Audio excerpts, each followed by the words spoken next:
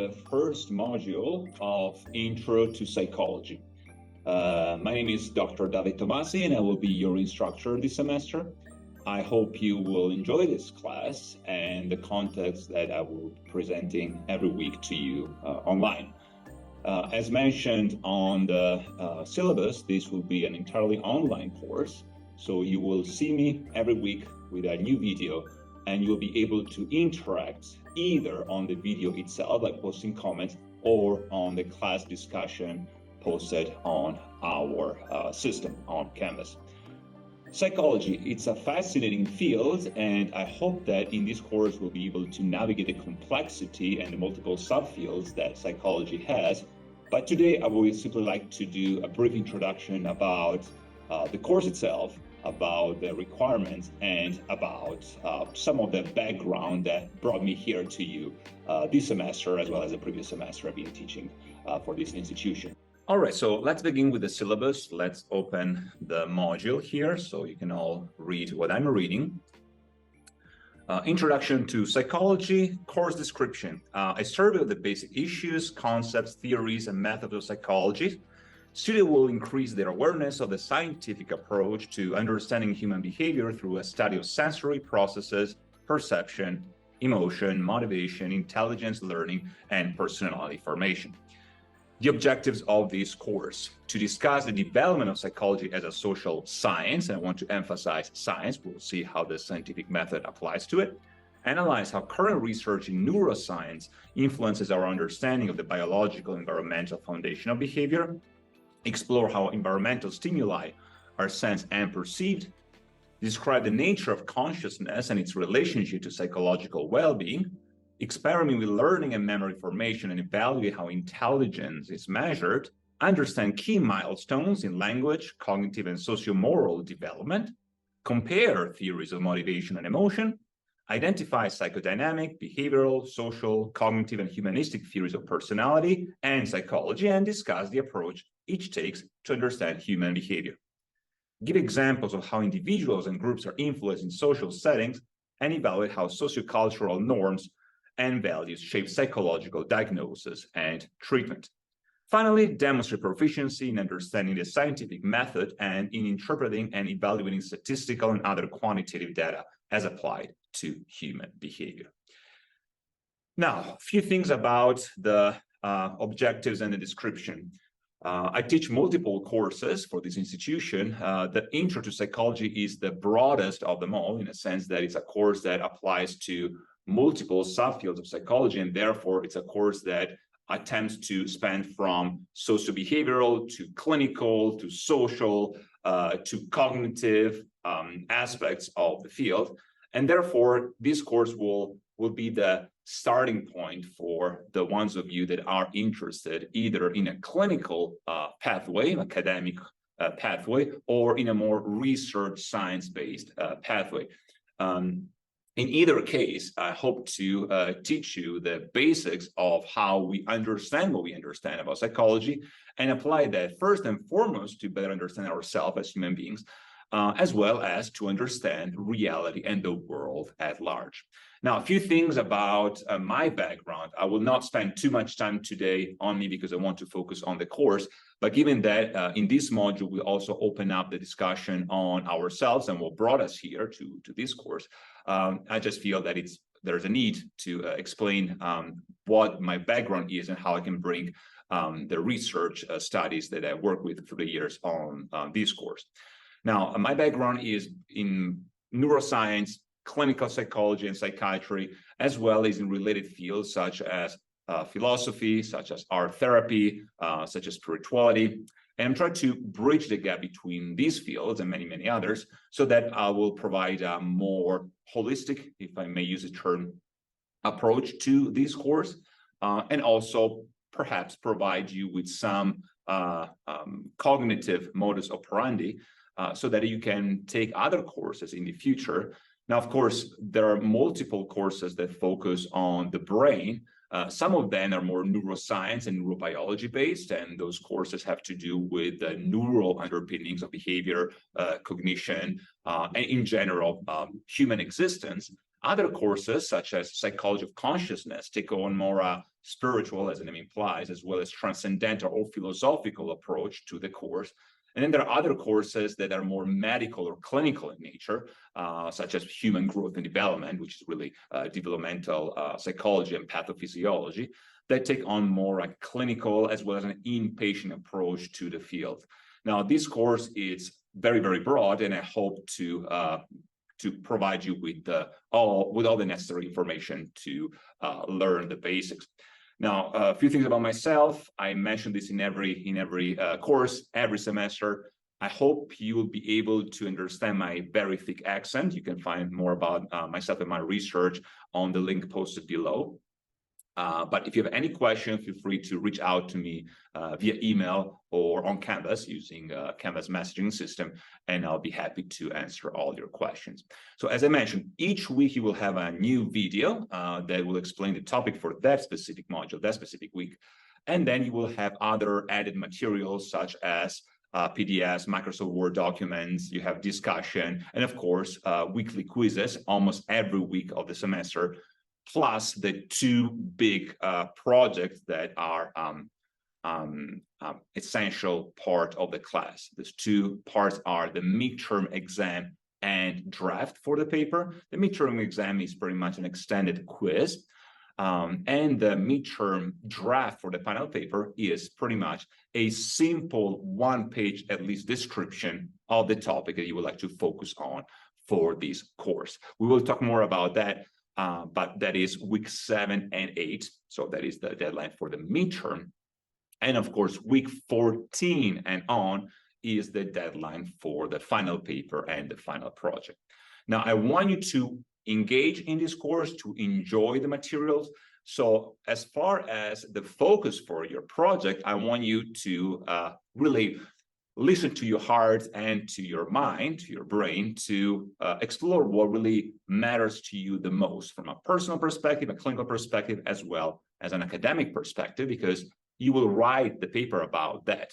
And as I mentioned in multiple courses, multiple times, there are very few things that are really outside of the scope of a class like this, in a sense that you can focus on specific clinical diagnostic elements. You can focus on the history of psychology. You can focus on a multidisciplinary approach to the field. So bridging the gap between, let's say, philosophy, medicine, and society. You can focus on yourself and some of the struggles you or your loved ones might have struggled with over the years. You don't have to, of course, but this is always an opportunity. And also you can focus on what makes you tick, so to speak. What are your interests, your goals, and your overall approach to life? So each week I will add more elements to the final project. But I also want to mention this. The main reason why I'm asking students to complete a midterm draft around week 7 is twofold. First of all, because if you start right away, then you don't know what you're going to like, because, you know, if you start to write a midterm draft on week 2 or 3, you're not already aware of some of the topics we'll discuss in week 4, 5, and 6. And the other thing is I want to give you the chance to have enough time to review your project, because at the end, the final package will be at least 10 pages final paper on the topic of choice. So week 7 is pretty much a general overview on the direction we like to take. And then from week 8 on through week 14, then you have the chance to actually write a paper, and I'll be happy to provide you with feedback. Now, what else can I say? Well, a brief, perhaps, discussion on the weekly schedule, what type of areas of investigation we'll focus on. I always mention this, subject to change. The syllabus, the weekly schedule is subject to change, even though this is an online course, because depending on your feedback, I like to add this or that related topic each week. And, you know, I have the luxury of creating new videos every week, so I really value your feedback in this regard to see if there's anything that perhaps I did not cover yet that you might be interested in. We can always make some room in the weekly video to address those questions. In any case, the general syllabus you can find on Canvas starting today. Week 1, the science of psychology. We'll explore what psychology is and why we should call it science, and whether it is a social science or another form of science. Next week, week 2, or rather module 2, I refer to the modules as weeks, but each semester there is a slight difference in the calendar simply because of holidays. So by week 1, I mean module 1. By week 2, I mean module 2, and so on and so forth. And this is also the reason why the deadline for the final paper is on week 14, not on week 15, because I really hope to have the chance to review all your papers. And so if there are, I don't know, technical glitches, or, you know, some weeks you might be sick, or there are other situations that might arise, at least you have an extra week before I submit the final grade. So by week 14, I hope that you will all be able to complete your paper. But again, I'm here for you, and on Canvas, you have all the resources, including the library, to support you in the research part of this course. Again, the final paper, it's not a scientific paper per se. I want you to explore what matters to you, but at least you know where we start with the semester. So module 1 is the introduction. Next week, module 2, we will talk about neurons, hormones, and the brain, which I refer to as chapter 4. Now, I did mention that the book will be recommended for this course, but I also understand that there might be other issues related to finding the book. One, it's a financial issue. I always like to save as much money as I can for my students, so that you don't have to spend more money for each course.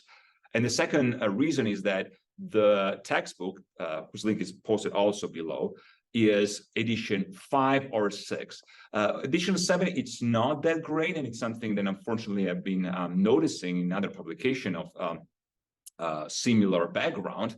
So I don't want you to end up paying for a brand new book, and the quality of which is not as good as the previous version. So if you can find the book online, whether through the library or other online sources, that is fantastic. But I also want you to know this: if you cannot find the book, I will provide you every week via the videos that I will be posting and other related material, all the necessary information so that you can complete every quiz each week. Okay. The reason why I still left chapter 4 and 5 and 6 in the syllabus is simply to have a reference for the ones of you that were able to access the book. So that will be the primary material that I will take the information from. But in any case, as long as you pay attention to the lecture, you should be able to complete all assignments with no problems. And all assignments, of course, are online as well. So you can just access all the quizzes, all the discussions online. You don't have to bring anything to class. That includes the final paper and the midterm draft. You can send everything to me via Canvas, or if you have any issues or technical glitches with that, you can always send me an email and attach a Word document. So again, week 2, neurons, hormones in the brain, chapter 4. And week 3, we will continue with the second part of chapter 4, simply because the brain occupies a significant amount of the time we have to dedicate to understanding the cognitive, behavioral, and social aspect of psychology. We are not just our brain, I always like to say, but without having a solid knowledge of the basic neural underpinnings of psychology, it's really hard to understand the rest of the course. So week 3 and week 4, week 2 and week 3, we will discuss neurons, hormones, and the brains. Now, you might wonder why neurons and hormones? Well, because both the nervous system in the first case and the endocrine system in the second case are the most foundational blocks of the science of the brain, which, of course, psychology is a huge part of. Week 4, learning and conditioning, chapter 9. So I see we will skip through the book. We will see what learning is, how it occurs, what it means for us as human beings, and what is conditioning, and whether conditioning is something related to our behavior, to our sense of self, to our cognitive modalities, etc., etc. In week 5, we will explore states of consciousness. I mentioned before, I have another course called Psychology of Consciousness that digs deeper in this field. It's a field that is fascinating because it has the intersection between brain and computer, artificial intelligence, virtual reality, spirituality, philosophy, religion. But in a general course of psychology, it's important to understand at least the very basic rules and studies in this area. Week 5, also CBT, or cognitive behavioral therapy. It's an important therapeutic modality within behaviorism in psychology, which has to do with psychotherapy for the most part. It's not the only psychotherapeutic modality, but it's one of the most commonly practiced, at least here in the US. And again, this is not a clinical course per se, so I just want to clarify this. You will not become clinicians after the completion of this course, but I hope to give you a solid background to what the psychotherapeutic and clinical application of psychologies are. This is also part of my field. So, of course, I have a clinical hat, a research hat, and academic hat, and I try to combine these 3 areas in this course.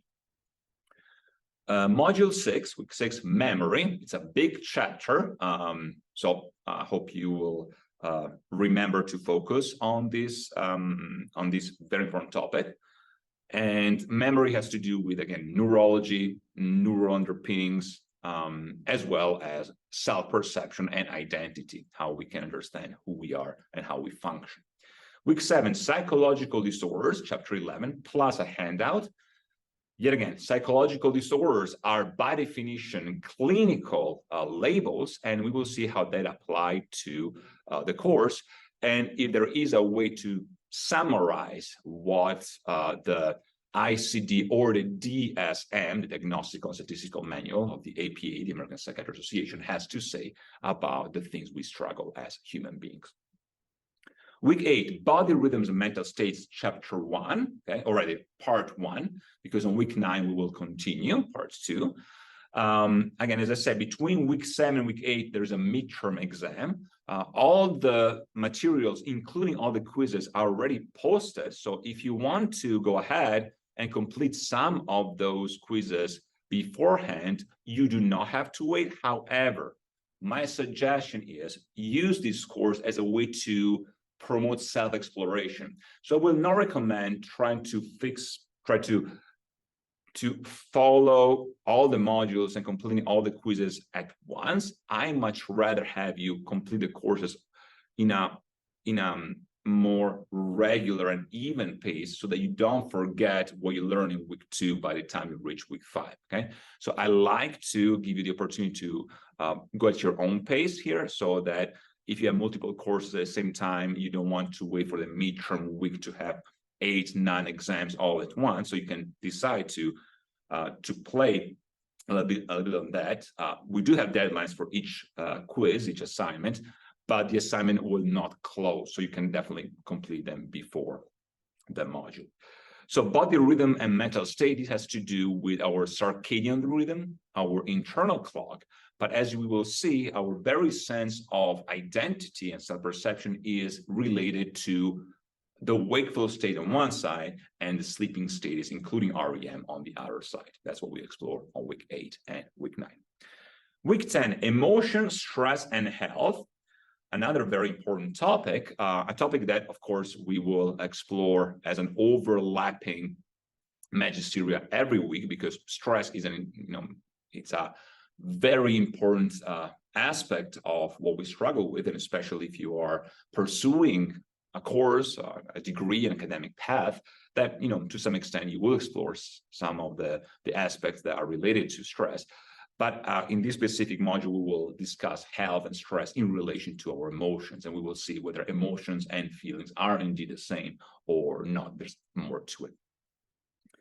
Week 11, personality and psychotherapy. So we will explore further the psychotherapeutic modality, but this time we'll focus more on personality and whether we can make the claims that are quote unquote normal personality types, whether there are types or everything's more on a spectrum, and whether there are certain personality traits, characters that might benefit from a psychotherapeutic intervention. Week 12, integrated therapies. I always like to explore beyond the realms of standards of care, and in psychology, from a clinical standpoint, standards of care involve CBT, DBT, psychodynamic therapy, etc. But I also like to talk about things such as art therapy, dance movement therapy, and some integrated approaches to the medical treatment of patients and clients alike, such as naturopathic medicine, for instance, complementary and alternative medical modalities, and anything that is usually not taught from biopsychosocial standpoint, which is the standard of care, at least in the West. So in week 12, we'll explore that.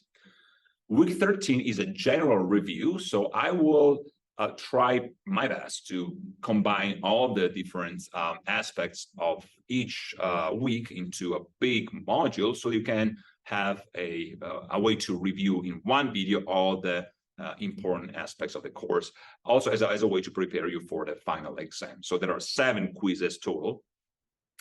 And so week 14 is the final exam, which really is the same as the final paper. We don't have an exam in person, given that this is an online course, but we still call it final exam because, you know, that is the final paper. And I leave week 15 as quote unquote celebration of successes, because I really want to have all my students complete the course with hopefully a smile on their face and an added, I don't know, happiness feature in their heart if possible. So I don't want you to end up too stressed at the end of the semester. So let's work together to make sure that we'll reach that point of relaxation on week 15. All right, let's continue. All right, let's begin with the very first topic for this course, psychology. Psychology as a science, psychology as a field. Now, I'm not expecting you to master every single handwriting calligraphy font in this semester, but I really want to emphasize how important it is to understand and to write things down. We realize so much on computer technology, and thankfully we had the chance to have this course online, but we don't want to miss the opportunity to develop certain parts of our brain via old school traditional ways of learning. So I will use the whiteboard quite a bit. I will also integrate both the monitor here, the screen, and of course, integrating that means having slides that you can visualize on the video itself. But please, please, please remember this, that the best way to learn is to make sense of things. I don't want you to memorize things by heart only. I want you to understand them for 2 main reasons. The main reason is that the more you master things because you understood them on a deeper level, the less effort you have to put into memorize them, because they feel more real.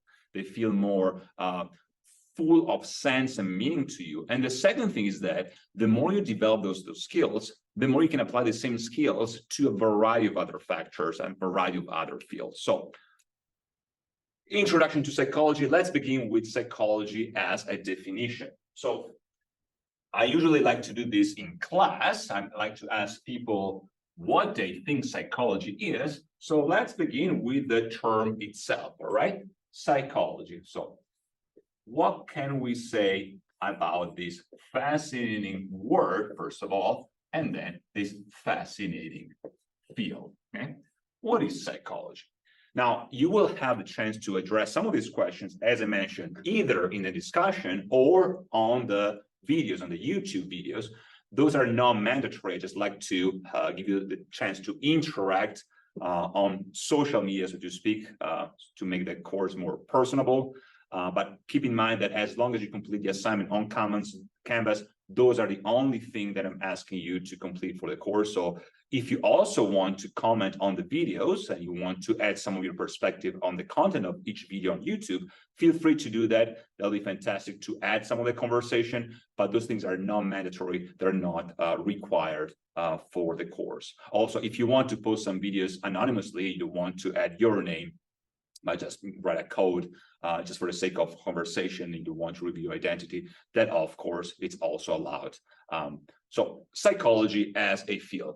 As you can see here, first of all, you have two words, okay, that are essential to understand what we're trying to do here. Okay, the O is, we could say, phonetic here, so we'll put it in a box. Okay. Now the first one, psyche, psyche in Greek, has to do with a variety of fascinating factors. Psyche can be viewed as our mind, for instance, okay? So our mind, okay? We could also say that Psyche represents our spirit, okay? Spirit. And we could also say that Psyche represents our self, okay? Now, what do I mean by Psyche, okay? Psyche. I will use our Roman Latin letters here. Of course, it's a Greek term. Psyche in itself is a combination of all these things, and it could also be viewed from the perspective of mythology as a butterfly. Okay, Psyche has a butterfly. Okay, as a butterfly that enters the human body and leaves the human body upon biological physical death.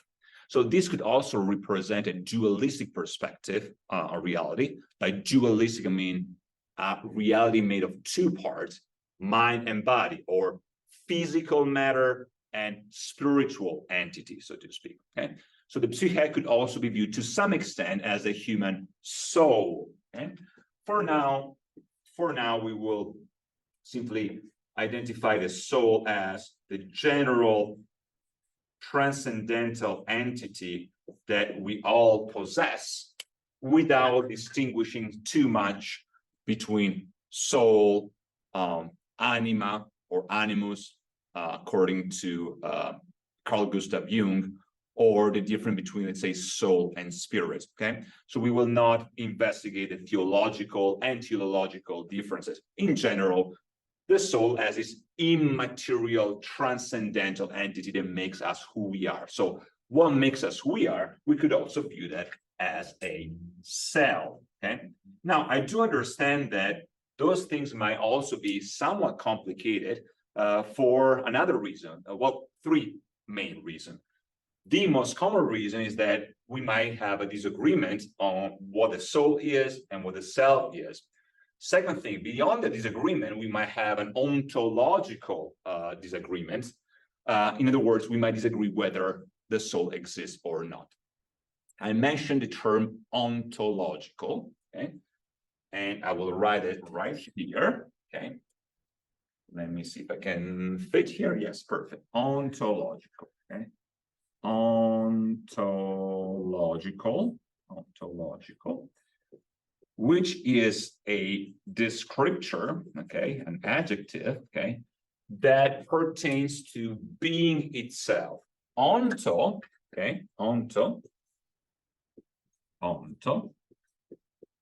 is a cognate of the Latin or Italian ente, or in the nominative form, ens, okay, being itself, okay, being, okay, being, okay, being, okay. And the second part, logical, which is the same as logic. We will address that in a second, okay. So what I said is that we might have an ontological disagreement between soul and self. In other words, does the self represent being? Does the self exist or not? Okay. Does the soul represent being? Does the soul exist or not? We shall see. Now, I also added mind and spirit here because we might take a variety of approaches here. Let's start from the mind. Okay? Mind, from a neuroscientific standpoint, a neurobiological standpoint, the standpoint of evolutionary biology, it's almost equivalent, okay? So let me do this one, not this, but similar to, okay, to brain, okay? Brain. Yeah, like this, with that kind of a Lord of the Rings font, kind of an elfish mode here. So mind as similar to the brain. So having a mind means to have the appropriate neural underpinnings to everything we said earlier: cognition, behavior, and emotion, at the very least, perception, memory, etc., etc. Mind, however, could also be more than just our brain. And one word that's very used nowadays that you might be familiar with is possibly mindfulness. mindfulness, okay? Mindfulness.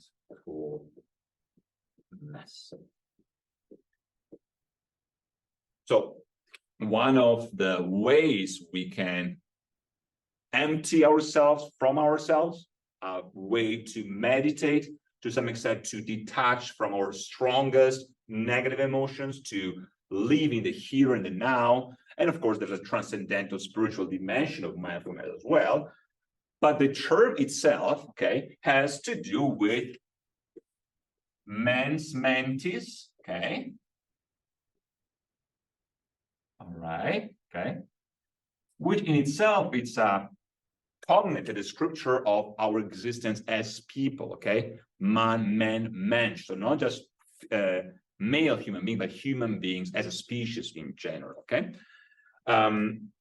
In Latin, most of the adverbs are created on the basis of mind, okay? Think of fundamentally, for instance, fundamental, okay? Fundamental as an example. Fundamental, okay? So mind related to mental states as well, okay? This is just an introduction, of course. And then we have spirit. Now, this one will occupy a great deal of the time we will spend together in this course because it's a very, very complex topic. Well, first of all, it's really hard, or definitely harder, to demonstrate its existence via the scientific method, because it's not something that we can always observe with our empirical knowledge as scientists, and the existence of which is, to some extent, right in front of our eyes, right in front of our heart, so to speak, and yet it's really hard to grasp. So spirit, okay, can be viewed in a variety of ways, okay? Maybe I should make some room now. I will get rid of my brain. How about that, huh? Who needs that anyway? All right, let me make some room here. So let's analyze spirit here. Give me 1 second. All right, let's I got logged off here. Give me 1 second. All right, so spirit as a way to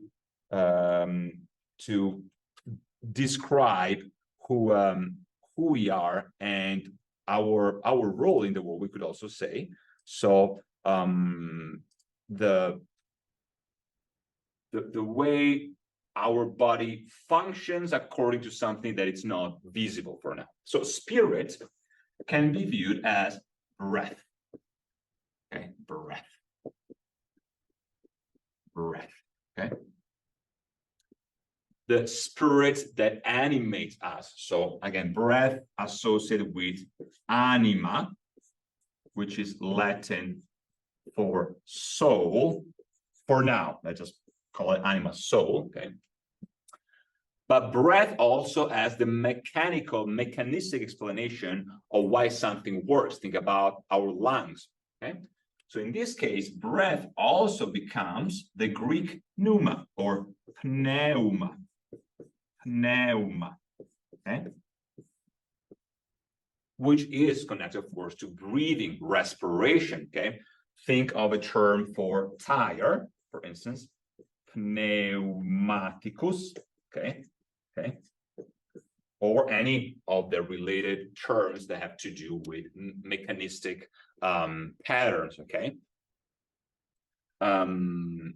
So spirit as pressured air, an air that vibrates, that enters and exits, that represents inspiration and expiration, pneuma, okay? But also spirit, okay, as, so to speak, quote unquote, ghost, okay? Now, this might be less familiar to some of you unless you have a solid background in theology. Ghost is the spirit in a theological Germanic form. Well, first of all, in modern English, we tend to distinguish spirit and ghost, but in traditional English, the similarity between these two terms simply meant the same thing. So spirit as the Latin equivalent, spiritus, okay, spiritus, okay, of the German Geist, okay, Geist.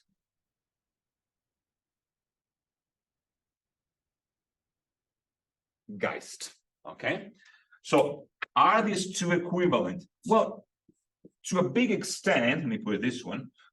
To a big extent, yes. Well, first of all, both Latin and German, and therefore other dialects. So as far as Latin, dialects of Latin will be Romanian, Italian, Spanish, French, etc.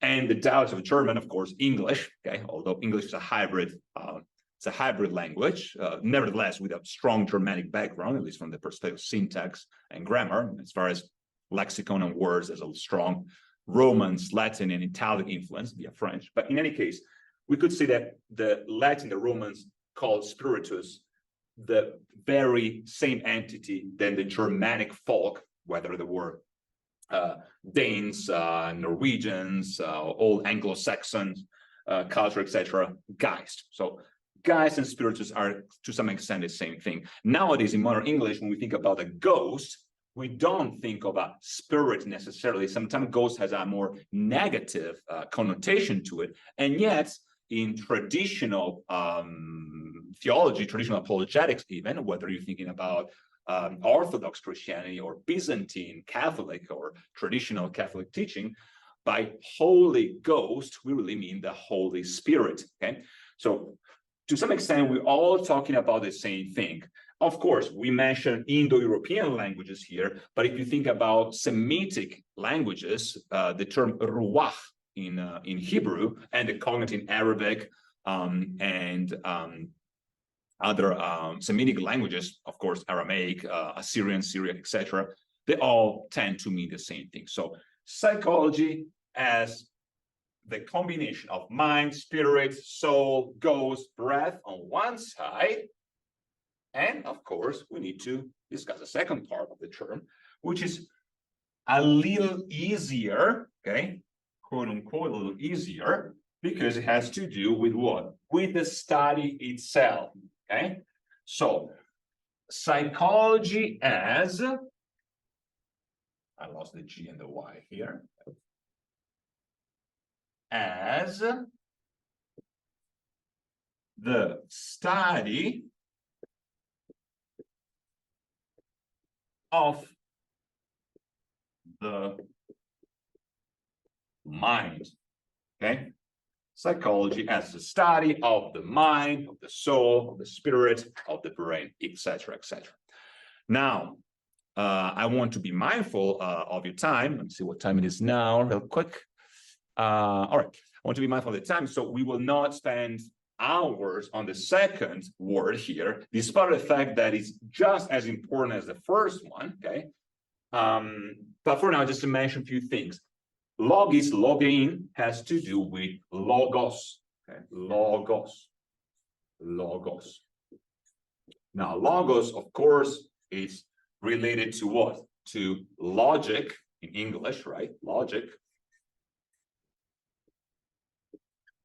Okay, logic, logical, okay, logistic, etc. But it has also to do with the word made flesh to some extent, the first word, the creative power, the divine power of God. If you think about Genesis, for instance, okay? So logos as the vibrational light that manifests itself as the living word. In Latin, very often, okay, very often, as well as according to the traditional translation of the Bible, the logos is translated as verbum, okay, or verbum Dei, okay, the word of God, so to speak, and it's what defines the definition itself. So to some extent, naming things, okay, categorizing things, labeling things makes them not just more, quote unquote, alive, embedded, infused with life itself, but it also makes them under our control. Okay, if you name something, you control that something, and that is one of the most important aspects of the theological, philosophical aspect. So what are we studying here in this course? We are studying the mind, okay? We are understanding, we're making a reason, we're making a logical sense of our brain so that we can use this knowledge to better understand ourselves and others and apply the scientific studies to the brain, to the mind, to all these other fields, including clinical psychology, medical psychology, socio-behavioral elements, neuroscience, philosophy, etc., etc., etc. So this is, in general, the main definition of psychology. Now, if someone were to say, okay, how would you define psychology in short? Well, psychology can be described as the series of mental processes, that underlie things such as behavior, the way we interact, cognition, the way we think, and emotion, the way we feel. So I will introduce you to the cognitive triad right away, but don't you worry, we will have plenty of time to see how this works later in the semester. This is really a general intro to the field. Okay, so let me get another. All right, so we talk about stimuli and environment, what happens inside of us and outside. So by cognitive or cognitive behavioral triad, okay, we mean this triangle here. So, and don't you worry about where to put what, okay? I will start from the top, the cognition, okay? So cognition here, cognition. In other words, our thoughts. All right, thoughts. Okay.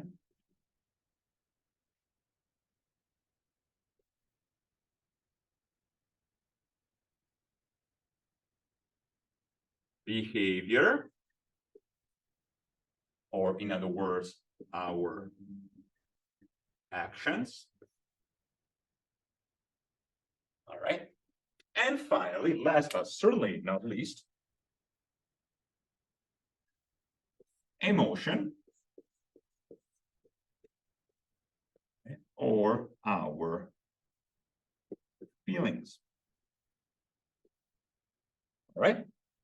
Now, psychology does not claim that everything about ourselves is either cognition, behavior, or emotion, all right? But from a clinical standpoint, those three main elements are essential to understand both our inner environment and our external environment, how we react to things.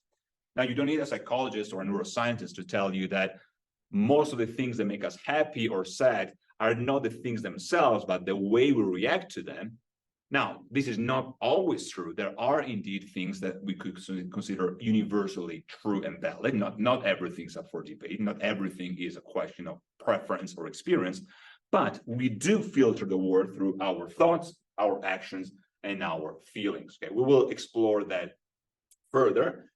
Each of this is interacting with one another. Okay, so let me use green. Okay, so behavior and cognition are interacting, cognition and emotion are interacting, and emotion and behavior are interacting. Okay, but obviously also across. Okay, so emotion is interacting both with cognition and behavior, and together they interact with emotion. The same for behavior and cognition to emotion, and vice versa. Okay, so there's a mutual understanding there. Now, I mentioned this. So is psychology just a question of understanding different opinions about what makes us tick, about our brain, our mind? Let me put it this way. There are opinions and there are informed opinions. Okay, so when we think that psychology is or should be considered as a science, we do not mean to say that psychology is based on the opinion of scientists. Okay, this has nothing to do with opinion.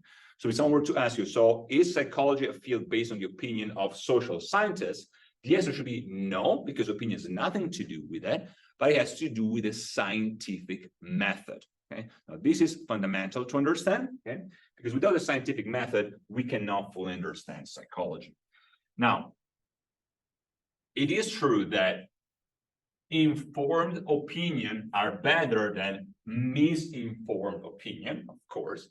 But what I'm trying to say is this: a cognitive psychologist might be well equipped to understand how the thought process relates to their corresponding neural underpinnings, but might be less equipped to understand, for instance, what the philosophical implication of certain theological aspects of the brain interacting with environment represents in comparison to, say, a philosopher, for instance, okay? The same way as a neurosurgeon might be less equipped to understand the heart in the same way as a cardiothoracic surgeon is able to. Nevertheless, how can we understand what is true? Well, throughout the history of psychology, there are many, many names that we will explore. Some of the names are probably very common in the common knowledge. Let me just mention a few names here. Freud, Wundt, Jung, Skinner, Pavlov,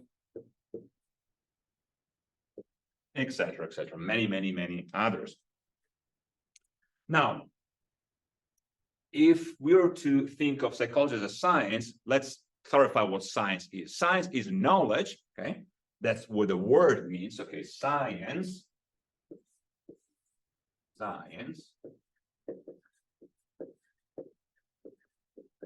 has to do with the Latin verb scio or schio, okay?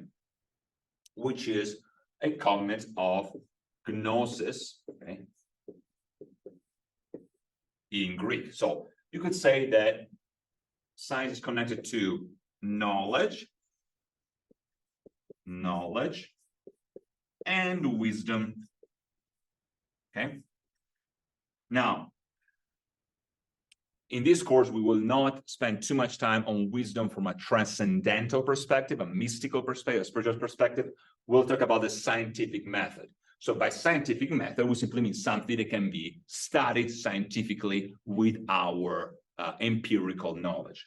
Empirical, okay, as we could say, based on material, hopefully not too materialistic reality, okay? So an empirical study, right?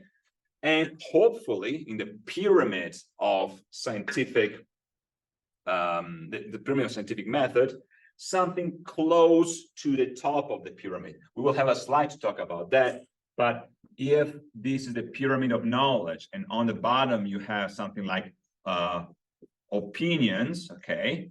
And above opinions you might have observational studies, okay? Then as you go up to the pyramid, you will reach almost the top, okay? I will write it right here. With randomized clinical trials, okay? So you randomize the population you investigate, clinically speaking, okay? And by randomization, we mean you have two or more groups. In general, case control, right? Case control groups, okay? Case control groups. So, for instance, if you want to study whether acetaminophen works, you have two equivalent groups of people. Okay, so you cannot have one group of 20-year-old, very healthy individual, and you juxtapose the group with 98-year-old, very sick individuals, because it will not be equivalent. You have to randomize, who goes where, okay? So that once you have the case control modality, you will have one group that will receive what? In this case, the acetaminophen as a real pill, okay? And the other one will receive a sugar pill or a placebo, okay? So that you will verify whether their change in clinical presentation is due to the pill itself, to the modality, the intervention itself, or due to either placebo or the opposite, nocebo. Placebo means that thing which makes us feel good, makes us feel better, okay? Placebo, placebo in Latin, okay? Which is really the future tense in Latin. I shall please or I will please, okay? So you feel better not because of the treatment, but because you think you will feel better, as opposed to, so versus, nocebo, I shan't, okay? I shall not please, I shall not feel better, okay? So randomized control trials on top of the pyramid, and on top of the top, the golden standard will be monitoring multiple studies all at once. Okay, so you can do a meta-analysis of multiple studies and see if you can recognize a pattern. Okay, so right here on top, you have meta-analysis. Okay, analysis. Okay, fantastic. So when we think, and don't you worry, we'll go back to this topic multiple times.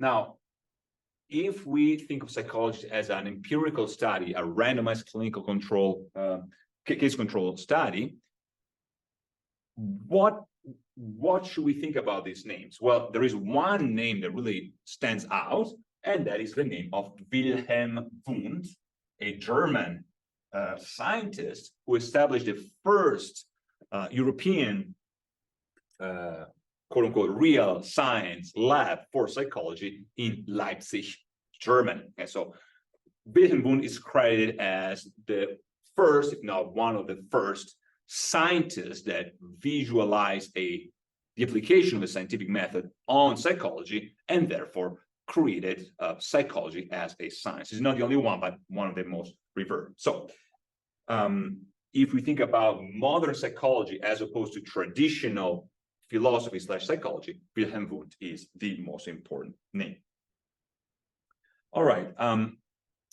So we mentioned that psychology does not have to do with the opinion, because it has to do with critical thinking. It's a process. Okay, critical thinking is not an accomplishment. It's not at the end spectrum. It's a discussion. It's a process that is based on science. Now, what else can we say about how to study psychology? Well, first of all, let's think about the academic path. Now, when we think about becoming a psychologist, we mean becoming a person who studies and applies psychology. Now, the application of psychology has to do with both theoretical or empirical research to become a scientist, or the application of psychology in the field of a clinical intervention, so psychotherapy for the most part. Now, in some countries, psychologists and psychotherapists are synonymous. In some other countries, psychologist is above psychotherapists, or the other way around. But for clarity, let's put them together. All right, sorry, a little break here because of the F-35. Now, let's continue with that. So what do you need to study if you want to become a psychologist? Well, depending where you are in the world, you might have to complete either a master in psychology, especially clinical psychology, or in most cases, a PhD in clinical psychology, okay? So now a PhD, okay, it's a doctor of philosophy, okay, in psychology, which is different than a PsyD, a doctor of psychology, okay? Now, in both cases, we're talking about doctorates, okay? Doctorates, okay? But the PhD tends to be higher than a PsyD, okay? Because in most cases, the PhD is a research degree on top of a clinical degree, right? So we will explore that further. But in any case, if you complete a PhD in psychology, you need to do original scientific research, which is much more demanding than just a literature review. You cannot just compile, multiple studies and present your research. You need to present an original research in most cases. Now, this original research has to do, in many cases, with laboratory research.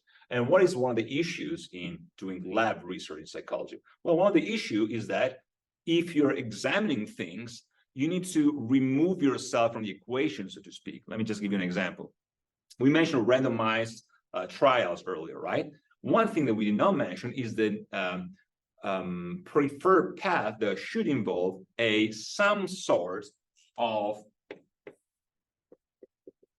blind, double blind, or triple blind study, okay, where the examiner, the scientist, does not take, it's not a direct member of what is studied. For instance, let's say that you're coming to me as a subject of my study, and I'm trying this new form of therapy, let's say a massage therapy, that is expected to ameliorate low back pain, okay?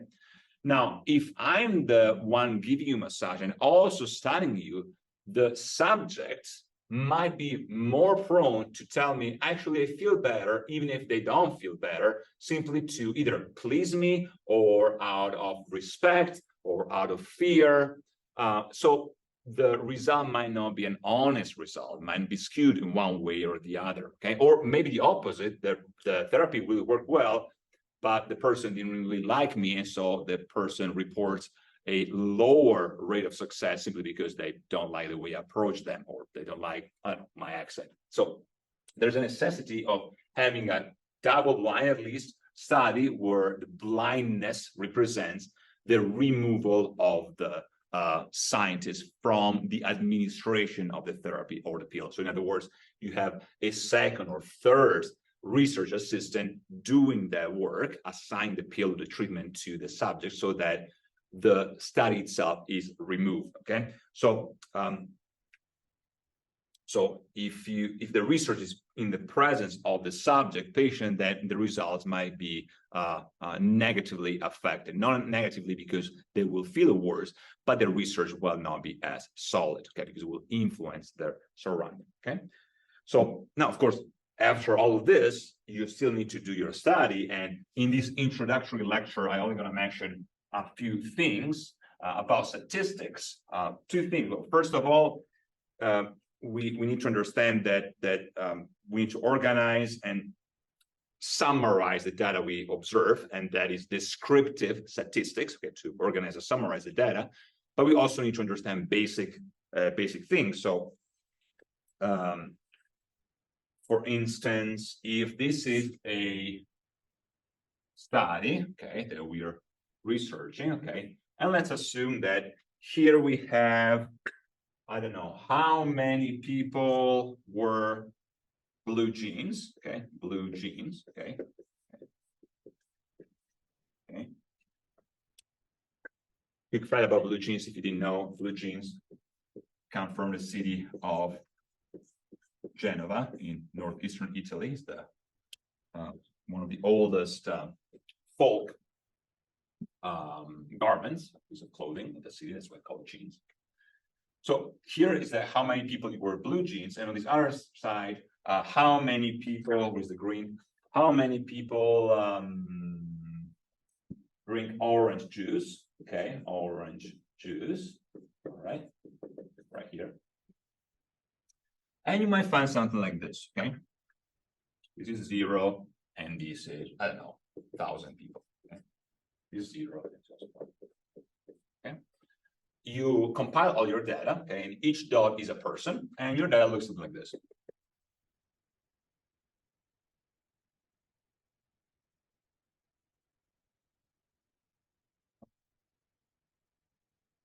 But far too straightforward to be a real statistics, but you see some level of what?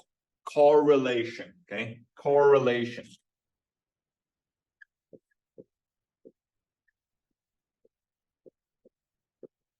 Correlation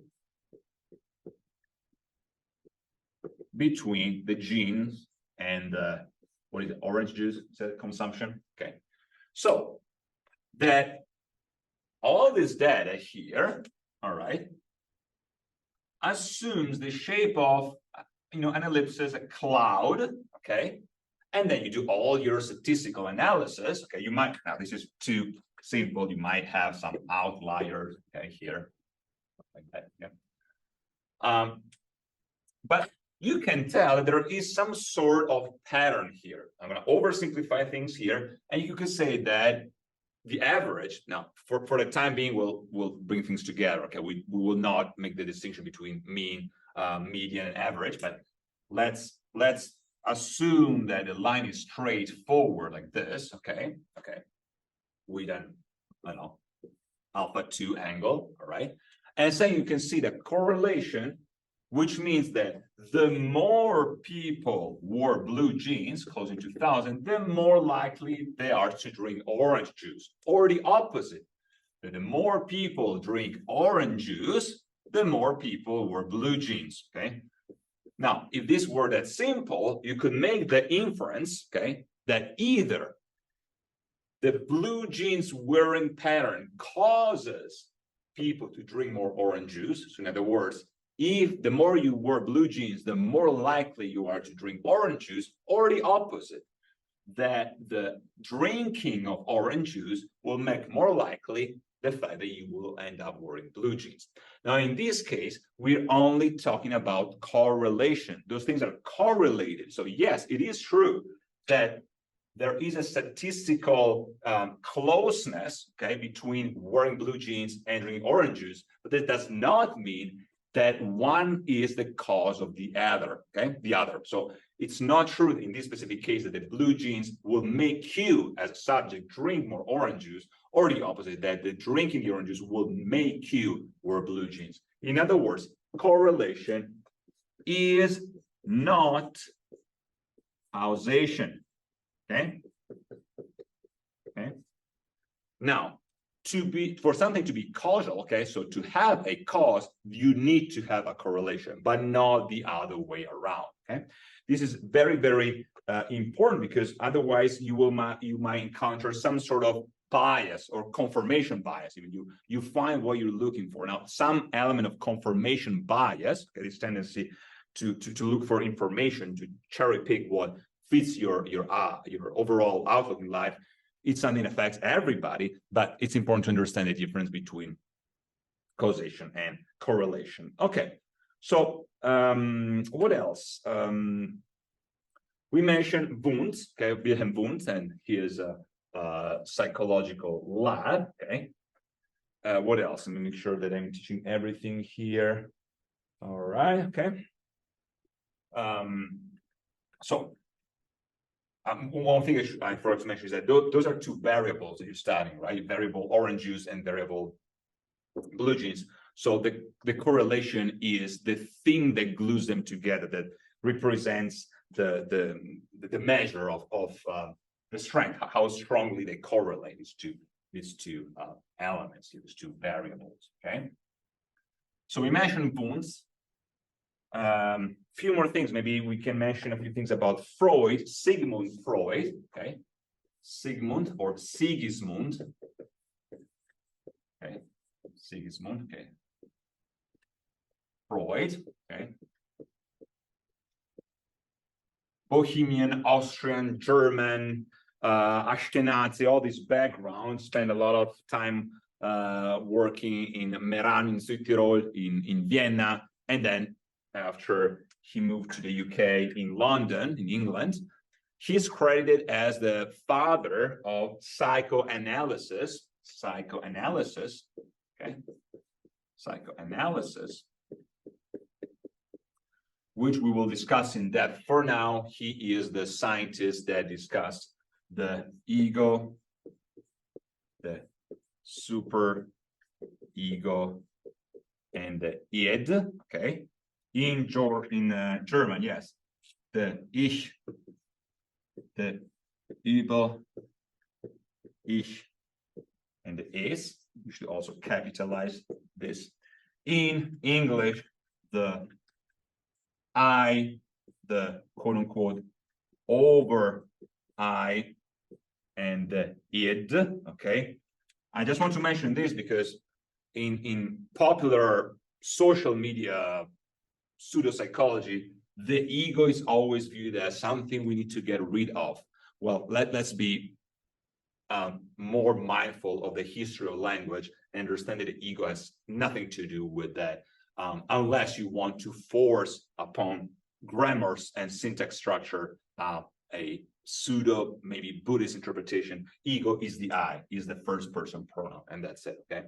This is not necessarily what Freud views the ego as. We will talk about that, but those tripartite description of the human being is definitely Freud's biggest accomplishment, not from scratch. He not invented from scratch, but he popularized it just as much as he popularized things such as subconscious, preconscious, unconscious elements, theory of dreams,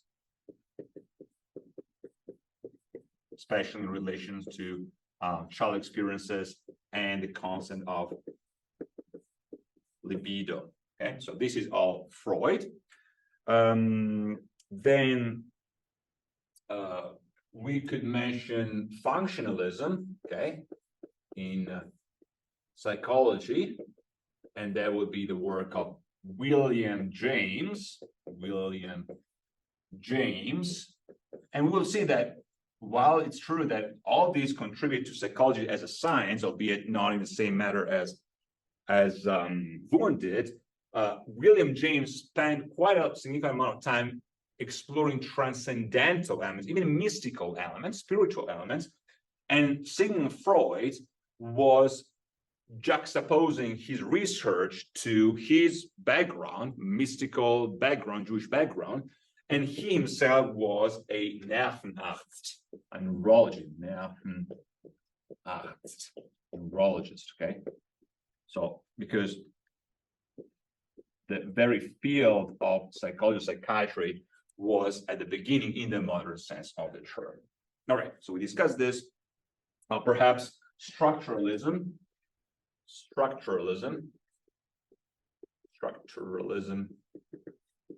with Titchener. It's another name that for now we will just put here in the list of important scientists, but we will explore further. All right, wonderful.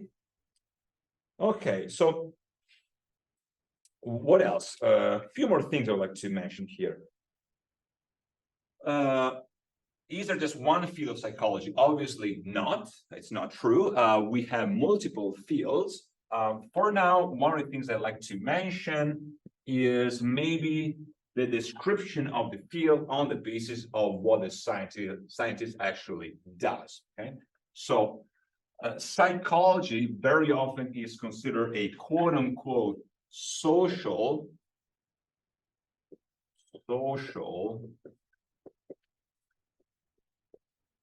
science, okay? All right, but psychology is not sociology, all right? The study of society, as the name implies, nor it's true that all psychology is social psychology, all right? This is also not true, okay? So, what can we say? Social psychology focuses itself on the way groupthink even, or group as a structure affects people's behavior, emotion, thoughts, how they interact. It's the society itself. And there can be a lot of criticism about that because between society, societas, okay, in Latin, okay, and community, communitas, okay, there is a different, not just in magnitude and size, but also in the scope and what makes us who we are, okay? Society can also be viewed as this big blurb without an identity, or even worse, as a forced identity. We hear a lot identity politics, and that is extremely concerning, not just from a scientific standpoint, but also from an ethical standpoint. We will explore this more in depth, but what other fields of psychology we have? Maybe the most famous one, clinical psychology. Clinical psychology. This is the Greek letter psi or psi, okay, for psychology, because in Greek you should really pronounce it psychology. Clinical, as the name implies, a form of psychology that studies the behavior in order to treat psychological disorders, to address issues related to psychopathology and so on and so forth. A related field is medical psychology, okay, as both a treatment as well as a support to medical strategies, technologies, and treatment. Then you have in-between fields such as behaviorism, okay, that focus, as it implies, mostly on behavior. So contrary to what we said about Freud, a behaviorist tends not to assume things about our subconscious motives, what makes us the way we are based on dreams or childhood experiences, but simply, or more simply, on the way we display behavior, okay? So is behaviorism only clinical? Not necessarily. It can also be theoretical and empirical, but obviously has a straightforward application in the context of cognitive behavioral therapy. Okay? Again, this is just an overall introduction. And of course, you have subfields. So you can have neuropsychology or clinical neuropsychology, neuropsychotherapy, for instance. You can have industrial or organizational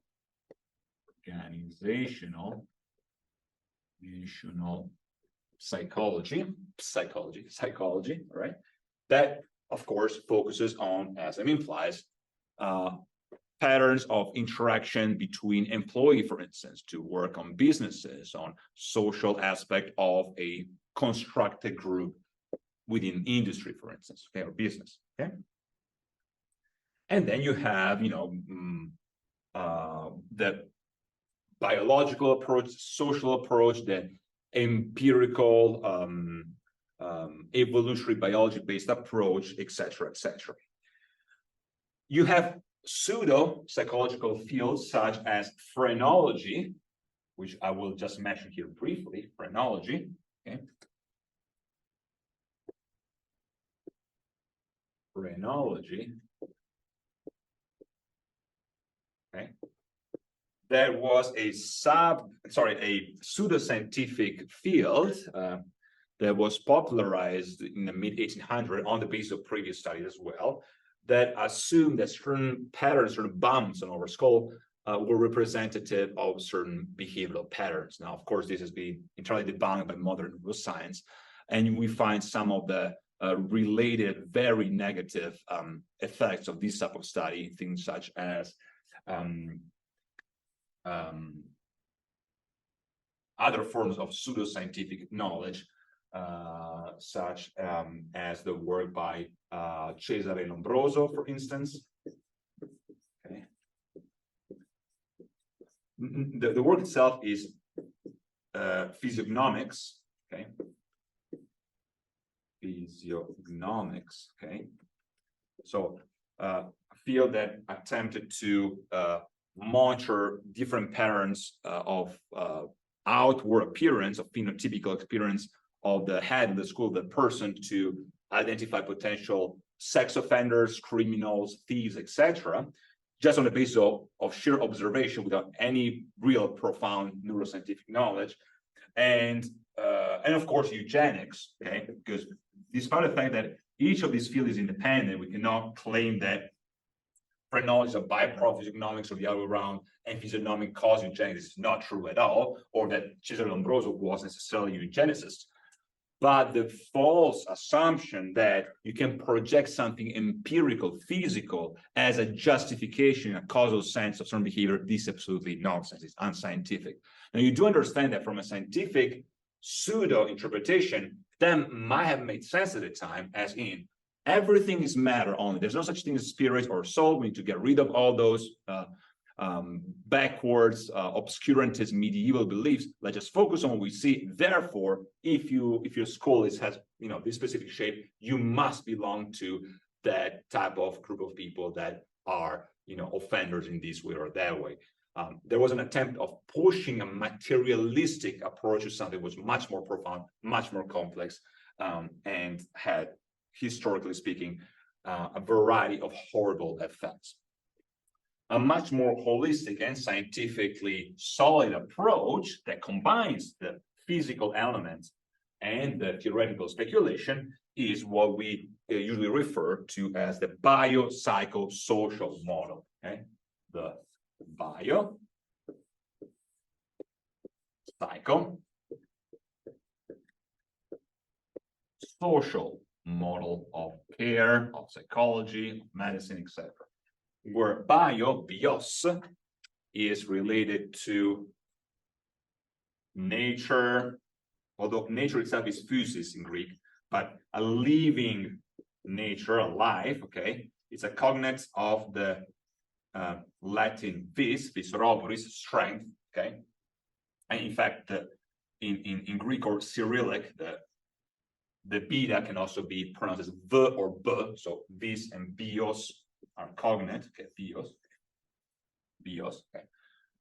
Psycho, we already mentioned that, the psyche, right, and then social from society, okay.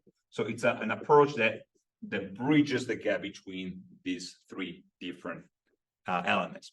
Okay, so for now, I think we could stop here. Thank you very much for your attention. As I said, this is just an overall description of how we will explore this topic in this course. If you have any question, again, feel free to email me. You can comment below, as I say, in this new social media world we all live in, with your question or your comments, or if there is one or more topics, words, or concepts that you would like me to explore further with you, I'd love to do this. As I mentioned, I'd like to customize this course to cater to your needs and your curiosity. So feel free to do that. Otherwise, I will see you next week. And each week I will add some more materials. Please do not forget to complete the discussion.